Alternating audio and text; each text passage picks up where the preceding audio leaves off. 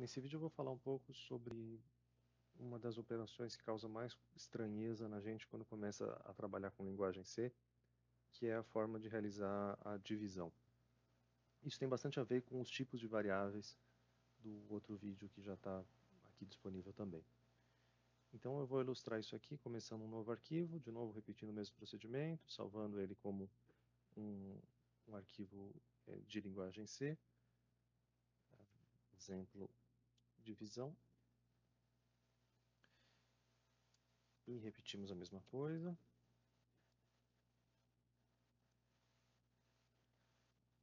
Começando sempre os nossos programas da mesma maneira, com esse cabeçalho básico.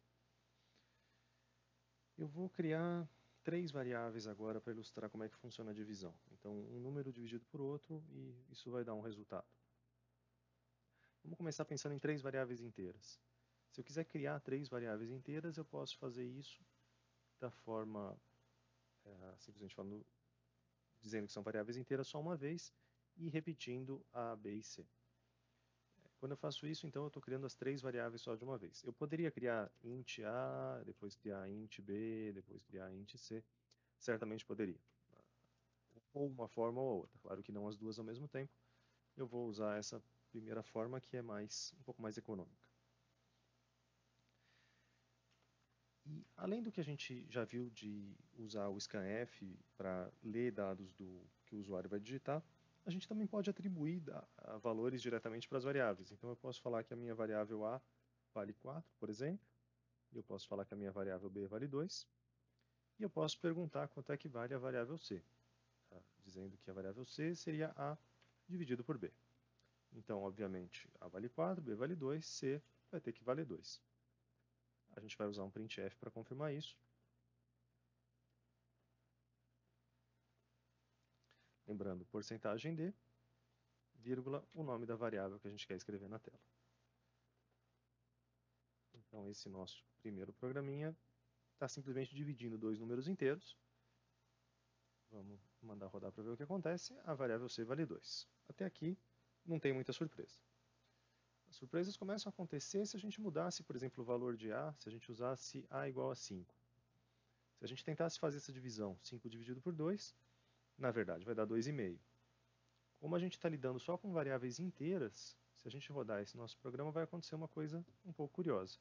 Ele vai continuar dizendo que a variável C vale 2. Então, ele não consegue fazer exatamente a conta que a gente gostaria.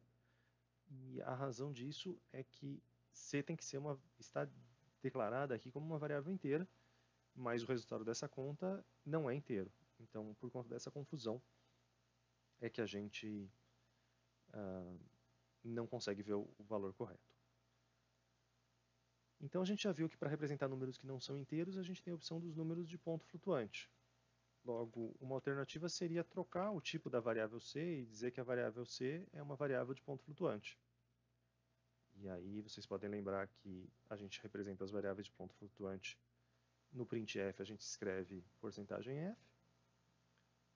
E se a gente tentar rodar esse novo programa, a gente poderia pensar, bom, agora é 5 dividido por 2 vai dar 2,5. 2,5 é uma variável, é um valor não fracionário. Desculpa, fracionário.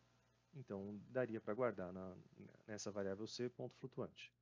Mas, na hora que a gente roda isso aqui, a gente continua tendo o mesmo 2. Quando você divide dois números inteiros, divide com a barra de divisão, o resultado é um número inteiro. Então, não adianta muito a gente simplesmente trocar só o tipo da variável C. Se a gente quisesse ver os resultados de verdade, a gente teria que fazer alguma coisa do tipo float A, B e C. Então, declarar as 3 variáveis como do tipo ponto flutuante. Não precisaria nem ser as 3, na verdade, se a gente declarasse só uma delas como, por exemplo, A e C só como ponto flutuante, também daria para fazer. Mas aqui, para ficar mais claro, vamos deixar todo mundo como ponto flutuante e rodando, então, dessa forma, A, B e C como ponto flutuante, e a gente vai ver o nosso resultado, então, correto como 2,5. Só para terminar, então, a ilustração, se a gente voltasse na forma anterior, por exemplo, o A como ponto flutuante, mais o B como um número inteiro, Se a gente fizesse a conta desse jeito, também daria certo. Então, o importante é que não sejam dois inteiros, um dividido por outro. Alguma coisa ali entre eles tem que ser um número ponto flutuante para que o resultado de fato seja ponto flutuante. Essa é a divisão inteira, que é bastante útil, mas além da divisão inteira, a gente muitas vezes usa uma operação que é o resto da divisão. E para ilustrar o resto da divisão, eu vou criar um novo arquivo, chamá-lo de exemplo resto. E nesse arquivo, o que a gente vai fazer? A gente vai ilustrar uma operação bastante parecida com a divisão, mas que é dada pelo operador. Antes a gente tinha A dividido por B, agora a gente vai escrever uma coisa do tipo A porcentagem B. Mas esse porcentagem, na verdade, não tem nada a ver com a porcentagem que a gente está acostumado. Esse porcentagem quer dizer resto da divisão. Então, se eu voltar para o nosso exemplo do começo do vídeo, A igual a 4, B igual a 2, qual é o resto da divisão de 4 por 2? O resto é 0. Então, o resto é, e o nosso resto está armazenado na variável C. Se a gente compilar e executar esse programa, a gente vai ver que o resto de fato é 0. Então, essa operação de porcentagem, que se escreve com sinal de porcentagem, mas não é uma porcentagem, é a operação do resto de divisão. E o resto de divisão do jeito que a gente está acostumado mesmo, do jeito que a gente calcularia na mão. Por exemplo, 5 dividido por 2 vai dar um resto 1.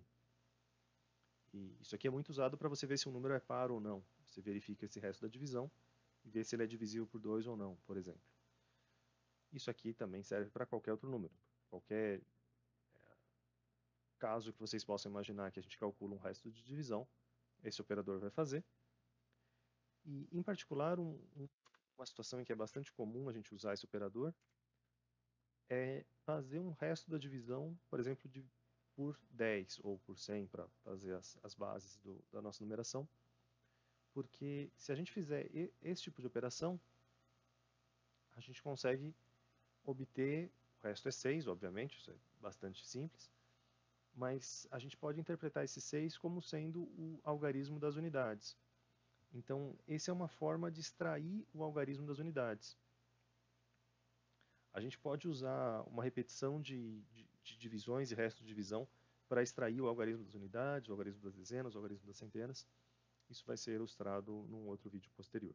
Mas a dica fundamental de usar essa operação de resto, muitas vezes são nesses dois casos, para ver se o número é par ou não, e também para extrair as casinhas, os algarismos que compõem um número maior. É isso.